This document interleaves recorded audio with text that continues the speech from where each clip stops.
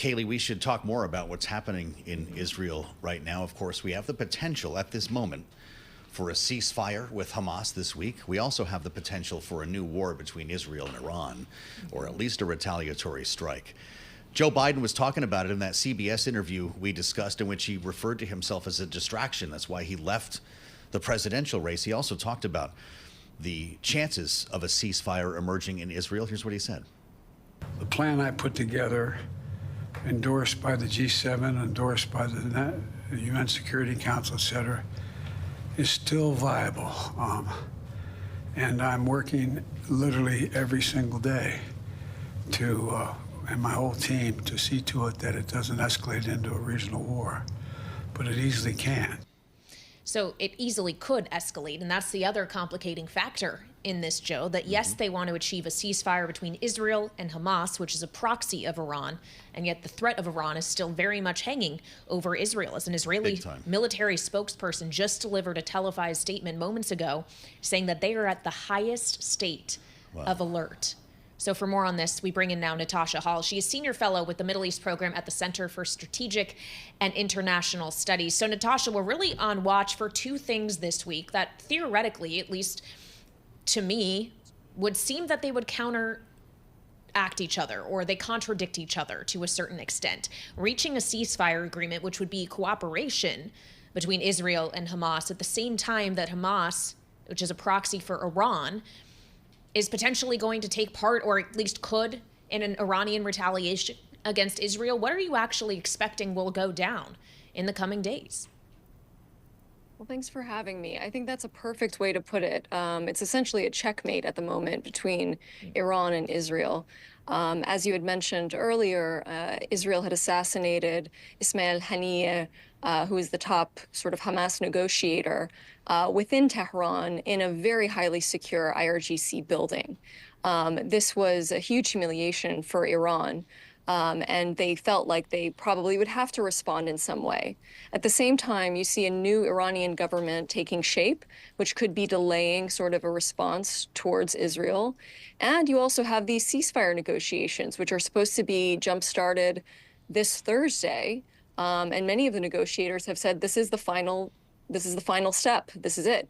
There won't be any more real efforts. You don't know what that means, but Iran is in a very difficult situation. They know that any kind of retaliation would likely attract a much larger Israeli retaliation.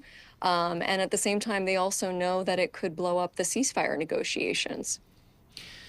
What does it tell you, Natasha, when you see the news that we're seeing at the Pentagon here, the Secretary of Defense surging the guided missile submarine USS Georgia and the aircraft carrier strike group Abraham Lincoln into the area? What is the Pentagon bracing for? Yeah, I mean, we see aircraft and warships and even a submarine heading into the region.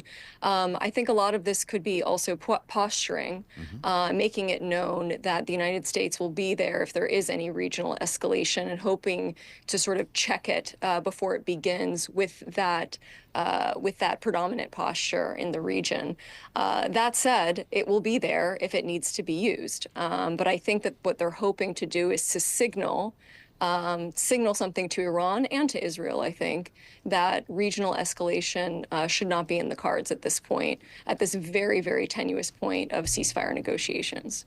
Well, and considering at the parties in those negotiations are not just Israel and Hamas, it is also the U.S. and Egypt and Qatar, and these are the allies who have been pushing for these talks to take place this coming Thursday. What role are they playing here, and how do you expect the diplomatic back channels between these countries and others in Tehran or elsewhere are working right now?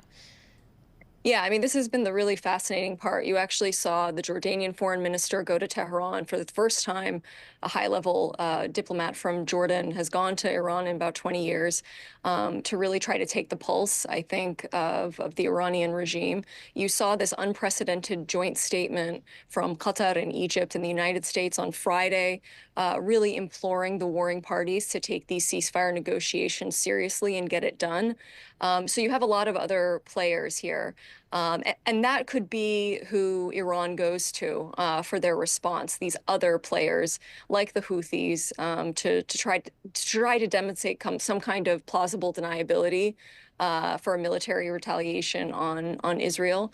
And that could be what U.S. forces, the U.S. Defense Department is bracing for at the moment, because it remains to be seen where that response will come from. And so it makes sense to have this sort of overwhelming presence in the region at the moment. Natasha, there was a strike, an Israeli strike on Saturday in Gaza against a school, killed nearly 100 Palestinians, and the IDF says there were Hamas fighters operating in that school. But this is just yet another example of why so many people have been upset about what's happening here, calling for restraint, calling for the protection of Palestinian civilians. This is one of the deadliest bombings that we've seen in this 10-month conflict. Is it just part of the day-to-day headline now, or could this in fact jeopardize a ceasefire from being reached this week? I mean, unfortunately, it wasn't a new incident. We'd seen schools that are being used as essentially displacement camps being bombed about 5 times in just the past few weeks. This one was particularly devastating, probably killed around 100 people.